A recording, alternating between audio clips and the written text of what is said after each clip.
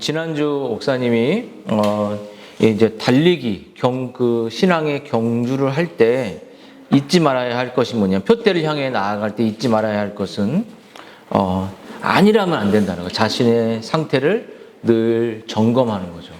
정말 점검하는 거. 믿지 않는 이 가족들을 생각할 때 이제 정말 그런 안일한 마음이 우리 안 생기게 가족을 보니까 좋잖아요. 그리고 둘째로는 집중해야 된다 그랬어요. 집중하고, 셋째로는 뒤에 있는 일들을 계속 생각하지 말고 뒤에 것을 잊고 앞을 향하여 달려가고, 또 네 번째로는 하나님이 우리를 부르셔서 큰 상을, 하나님을 위해 살아갔던 사람들에게 상을 준다는 사실을 잊지 말라고 얘기했습니다.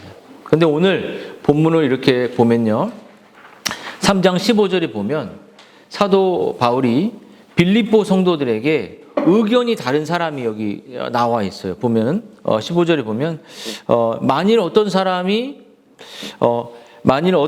자들이 이렇게 생각한데 어떤 자들이 너희들이 생각을 달리하면 이렇게 말을 했잖아요. 이런 것처럼 좀 이 사도 바울이 전하는 이 진리를 조금 다르게 생각하는 사람들이 있어요. 근데 그래서 그들은 여전히 유대주의나 또 자신이 가지고 있는 믿음주의, 그러니까 믿음을 갖고 있다는 것으로 안일하게 생각하는 사람들이 있어서 그들은 정말 열심히 달리지 않고 여전히 교회 안에는 걸어 다니고, 또 신앙은 뛰어다니는 것, 걸어 다니고 영적으로 게으르고, 또 정말 능동적이지 않은 수동적인 사람들이 이 교회 안에 여전히 많이 있었다는. 왜냐하면 이 뒤에 땅의 것을 생각하고 또 십자가를 욕되게 하는 사람들이 여전히 존재했기 때문이에요.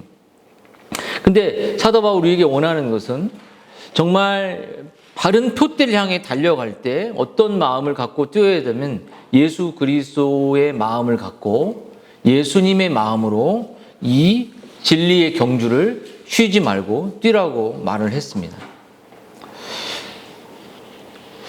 여러분, 그때 진리를 향해 이렇게 뛰고 달려갈 때 우리 사도 바울이 우리들에게 원하는 것이 무엇이냐면 어떤 진리의 핵심을 붙잡고 진리의 원리대로 행하는 삶을 사도 바울 우리들에게 원했어요.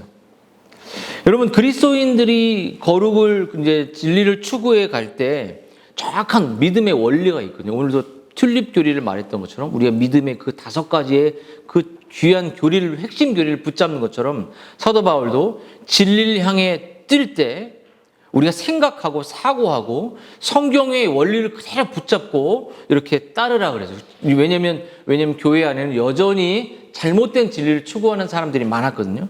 첫 번째, 어떤 원리를 갖고 쫓아야 되냐면 올바로 믿어야 하는데 이 사람들은 어떤 원리를 믿지 말아야 되냐면 유대주의와 믿음주의를 갖는. 그러니까 이렇게 설명해 줄게요. 이 교회 안에는 여전히 올바른 진리를 믿고 쫓아가야 하지만 유대주의와 믿음주의, 내가 믿고 있으니까 다 끝났다, 이런 사람들이 많이 있었어요. 여러분, 15절에 보면 이렇게 생각할지니라고 말했어요. 이 말은 단순히 흥미를 느끼는 정도가 아니라 마음속에 간직하고 있는 사도 바울의 말인데요. 여러분, 무엇보다도 먼저 자신이 올바로 믿고 있는지를 돌아봐야 돼요. 내가 뭘 믿는지. 바울이 그래서 이렇게 생각한다 그랬어요. 왜냐하면 이렇게 생각한다는 말은 그가 지금까지 해온 이 말의 맥락을 살필 때 이 빌립보 교회 안에는 2가지 오류를 계속 갖고 가는 오류가 있었어요. 첫 번째는 유대교의 오류입니다. 유대교가 뭐죠? 그러니까 날 때부터 모태신앙으로 늘 태어났기 때문에, 믿음의 가족이 태어났기 때문에 유대의 전통, 또 할례, 선행으로 착한 어떤 것을, 물법을 지키는 선행으로 구원받는 이 내용들이 다른 생각을 가진 사람들이 많이 있었어요. 그리고 믿음주의. 이 믿음주의가 뭐냐면 나 예수 믿으니까 막 살아도 돼. 율법 필요 없어. 반율법주의나 율법을 완전히 지키지도 않거나 율법을 버리는 사람들. 여기서 예수님이 이 사도 바울이 뭐라고 말했냐면 만일 어떤 일에 너희가 달리 생각하는 사람들도 있었고, 이 사람들이 막 다르게 생각하는 사람도 있고 십자가를 모욕하는 사람들도 있었어요. 그래서 우리가 기억해야 될 건 뭐냐면 이런 유대주의와 선행과 또 어떤 할례와 전통으로 구원받는다는 그 믿음이 있기 때문에 나는 신앙생활 구원이 따놨어. 이런 거 잘못됐다는 거예요. 두 번째, 사도 바울이 우리들에게 말하는 건 뭐냐면,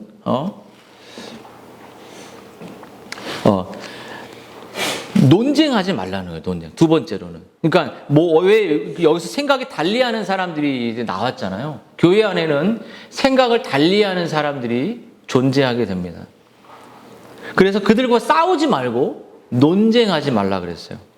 여러분, 오늘 보려면, 만일 어떤 일에 너희가 달리 생각하면, 여기 사도 바울은 절대적으로 중요한 오늘 핵심 교리, 오늘 김성욱 집사님께서 말씀해 5가지의 파이브 툴립은 우리 바른길교회가 추구하는 핵심 교리입니다. 근데 이 파이브 툴립을 만약에 잘못 얘기하거나 믿지 않으면 그들과 우리가 같이 갈 수는 없어요. 근데 오늘 여기 이 빌립보 교회와는 생각이 달리하는 사람이 존재하게 됐다는 거예요. 여러분, 개혁신학자들이 전했던 이 진리, 또 이 파이브 툴립이라는 이 진리는 우리들이 평생 추구해야 들리지만 만약에 어떤 사람이 양성론 같이 네스토리우스주의자처럼 인성만 강조하고 신성은 잘 강조하지 않는, 인성과 신성을 분리하는 사람, 분리해서 설명하는 사람이 있다면 우린 그들을 배격해야 됩니다. 그러나 여러분, 만일 어떤 일에 너희가 달리 생각하면 이란 말은 바울의 의견이 다를 수 있는, 그러니까 바울의 의견에 다르게 생각하는 핵심 교리가 아니라 좀 주변 것들의 우상제물을 먹는 부분이나, 예를 들어서 우리가 세례 주잖아요. 세례하는데 어떤 성경은 많은 구절에서 그냥 우리가 뿌리는 세례지만 물에 잠겼다가 나오는 세례를 많이 이야기를 해요. 그래서 개혁신학자들도 개혁신학을 추구하는 사람도 좀 물 세례로 죄에 잠겼다가 부활을 의미하는 것을 하고 싶어하는 이들도 있어요. 근데 이 세례로 다 표현해내지 못한다는 거죠. 근데 이건 핵심이 아니라는 거예요. 또 한 가지, 성경에서 종말론에 의해서 전천년, 후천년, 무천년 이런 게 있어요. 근데 우리는 보통 무천년을 이렇게 상징이라고 해서 무천년을 믿지만 이런 걸로 논쟁하거나 교회를 떠나거나 싸우지 말라는 거죠. 방언을 해야 되냐, 방언을 하지 말아야 되냐, 이런 걸로 우리 개혁신학에는 방언을 믿지 않지만 이걸 한 사람을 가지고 넌 개혁신학이 아니야 이렇게 싸우지 말라는 거예요. 의견을 달리하는 사람이 존재한다는 거죠. 그래서 사도 바울이 무엇을 말하냐면 핵심 교리를 붙잡고 그것을 실천해내는 삶을 살라는 거예요. 성실하게. 또 왜냐하면 분명하지 않은 것들은 하나님 때가 되면 우리에게 알려주신다고 말을 하기 때문입니다. 그래서 중요한 것은 핵심 교리가 다르지 않는다면 서로 하나 되기 위해서 힘쓰고 기다려주고 나아가야 한다는 것이에요. 여러분, 교회 안에 보면 정치적인 의견이 다를 수 있잖아요. 보수와 진보냐. 교회 안에 두 가지가 있는데 다 보수주의자만 교회만 모일 수 있는 것도 아니고 진보주의자만 모일 수 있는 게 아니죠. 젠더처럼. 우리 이런 것은 동성애는 반대하죠. 하지만 남자와 여자의 창조 질서를 거부하는 것은 우리가 교회는 거부합니다. 한데 중요한 것은 성경에서 말하는 죄의 문제가 이런 정확한 핵심 교리가 아니라 오늘 교회 안에는 성숙한 사람도 있고 조금 미성숙한 사람도 있어요. 어떤 모임에 갔는데 획일적인 이야기만 해야 이거 잘못된 거예요. 왜냐하면 성숙하지 않은 사람은 다른 얘기도 할 수 있거든요. 그래서 사도 바울 선생님이 이야기하는 것이 뭐냐면 교회 안에는 여러의 관점이 있고 다양성이 있고 다양한 위치의 삶이 있고 또 교제에도 순종도 어떤 사람은 깊이 순종하지만 어떤 얇게 겉으로 순종하는 사람도 있고 기쁨도 차이가 있다는 것이에요. 그래서 중요한 건 핵심 교리를 무너뜨리는 것이 아니라면 그들을 포용해주고 그들이 바른 진리로 이해될 때까지 그들을 이끌어주라는 거예요. 근데 사도 바울이 제일 중요한 근데 그들이 교회 안에서 여러 가지 교회 안에 여러 사람들이 있을 때 그들을 검증할 수 있는 핵심 교리가 오늘 5 포인트 튤립을 이야기한 것처럼 십자가에 대한 분명한 이해를 갖고 있냐가 중요합니다. 왜냐하면 오늘 본문에 18절에 보면 십자가의 원수로 행한다. 그들은 땅의 것을 생각한다. 이렇게 말했죠. 여러분 오늘 18절을 이렇게 보면 뭐라고 말하죠? 바울 목사님이 어떤 사람들을 가리켜 십자가의 원수라고 하는지 지목해 봐야 돼요. 여러분 십자가의 원수는 뭐냐면 무슨 뜻이냐면 선한 삶으로 구원받을 수 있어. 교회에 열심히 나오면 구원받을 수 있어. 선한 삶으로 하나님과 바른 관계를 맺을 수 있다고 주장하는 사람들은 오늘 반대로 예수님이 십자가에서 죽으신 이 구속, 우리를 위해 죄의 값을 율법의 모든 죄를 용서하신 이 용서를 다시 뒤바꿔버리는 그런 믿지 않는 그런 행동을 하는 거예요. 선행으로 교회 다니는 것으로 구원받을 수가 없습니다. 오직 십자가의 죄 용서만으로 다른 것을 플러스하거나 다른 것을 빼면은 이것이 십자가를 욕되게 하는 것이에요. 십자가를 통해서 우리의 죄가 용서되고 우리의 율법의 저주가 다 용서되었다는 것이죠. 근데 그 사람들의 특징은 뭐냐면 땅의 일을 생각한다는 것이에요. 근데 십자가를 믿는 사람들은 그리스도를 바라보고 하늘을 바라보고 살아간다.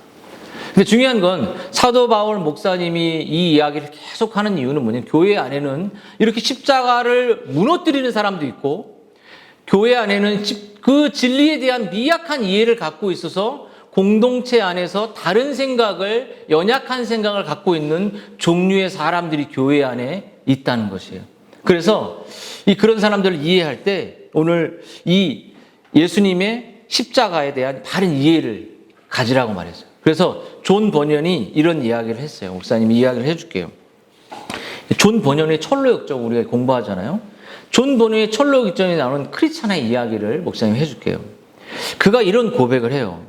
내 죄를 지고 얼마나 멀리 내가 왔는가. 그러니까 십자가의 존 버년은 크리스찬은 십자가의 죄짐을 어깨에 짊어지고 여행을 떠나잖아요. 필그림을 떠나요. 근데 짧은 거리가 아니라 율법의 산을 만나기도 하고 허영을 만나기도 하고 이 세속의 사람들을 만나서 십자가 언덕까지 가요. 되게 먼 여행이에요. 근데 그 십자가 여행을 떠나갈 때 버년에게는 늘 슬픔이 있었어요. 어떤 슬픔? 죄에 대한 눌림과 이 자기가 멸망당할 것 같이라는 두려움을 갖고 이 십자가의 언덕까지 그는 가고 있었죠. 근데 그가 십자가의 언덕에 탁 올라갔을 때 죄짐이 탁 풀려지거든요. 그때 번연이 이렇게 말해요. 십자가에서 죄짐이 풀려진 것을 보고 믿는 사람이, 그러니까 죄짐이 풀려졌을 때 믿는 사람이 어떻게 다시 그 죄짐을 지고 다시 걸을 수 있을까? 그러니까는 선행으로 구원받을 수 있겠다. 율법에 지켜서 구원받을 수 있겠다. 도덕으로 구원받을 수 이런 모든 것은 다시 죄짐을 처음에 지었던 그 과거로 돌아가는 어리석은 행동이라고 존 버년이 우리들에게 다시 18절의 이야기를 설명해 주는 것이에요. 그래서 십자가가 우리들에게 보여주는 이해, 그것은 그 십자가에서 하나님의 모든 공의와 율법의 저주가 다 부어졌다는 것이에요.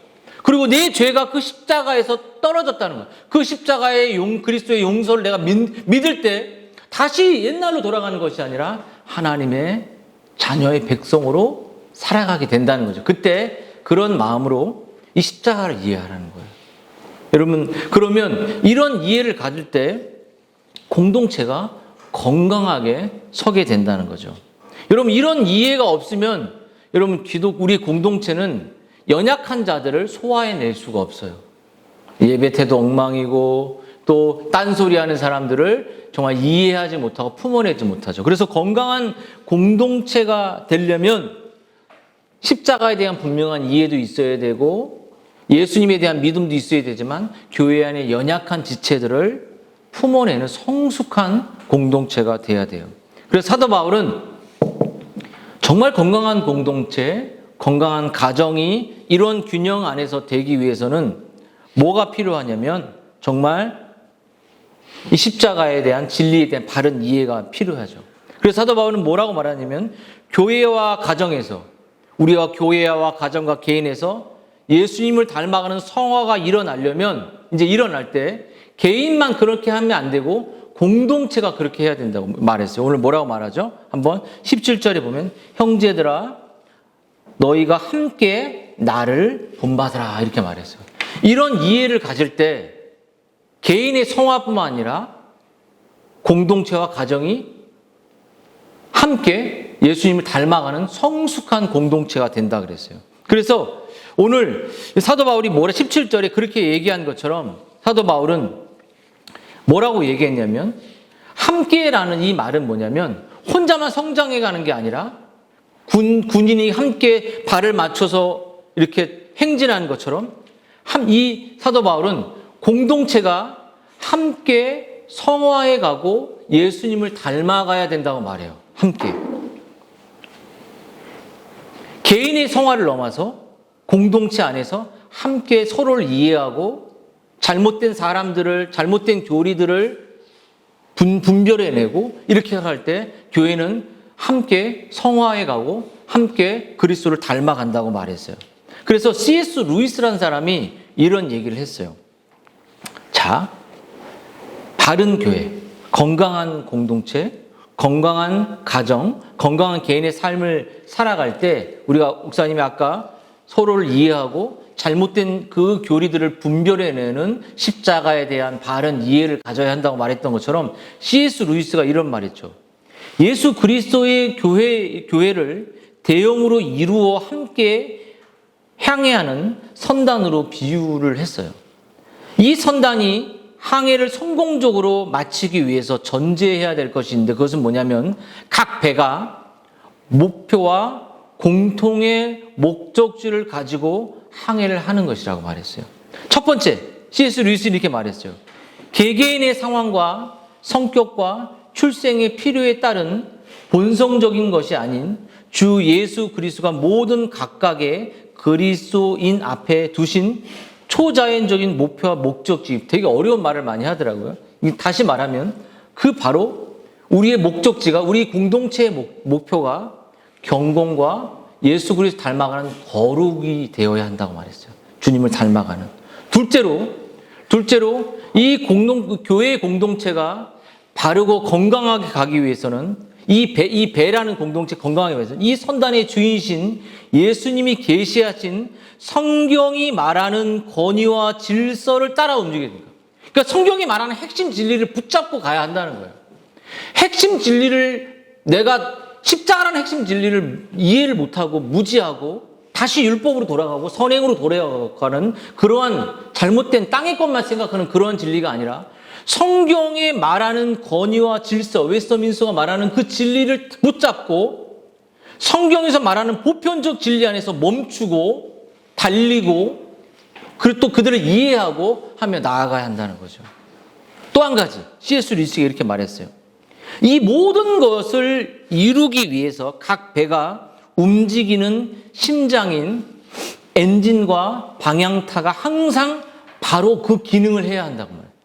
뭐죠? 목사님과 장로님과 집사님과 권사님과 이런 분들이, 성도들이, 지체들이 서로의 역할에 최선을 다해서 선장인 리더와 우리 각자의 이 지체들의 기능들 중심으로 해서 바른 진리의 방향으로 목사님이 잘못된 길로 가고 있으면 그거 아닌데요 라고 말해주면서 바른 진리를 향해 나가야 한다는 거죠.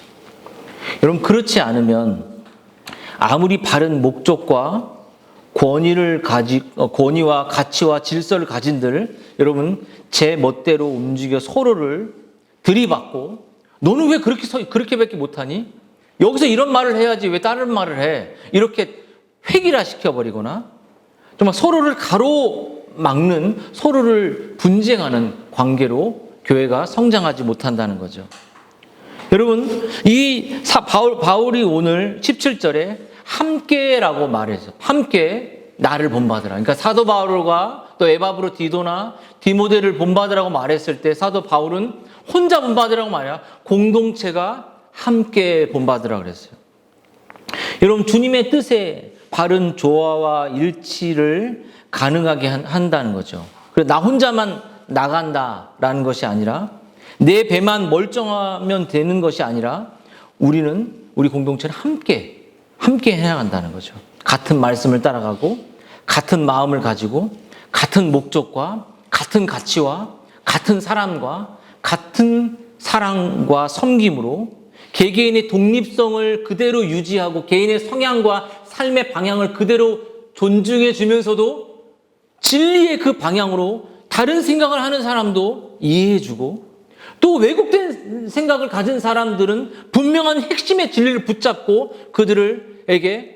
그들과 같이 갈 수 없음을 이야기하는 정말 우리의 고유의 성품과 살아온 삶을 존중하면서도 서로 진리 안에서 참된 조화와 일치 가운데 우리는 온전하게 누리며 가정과 교회를 일구어 간다는 것이에요.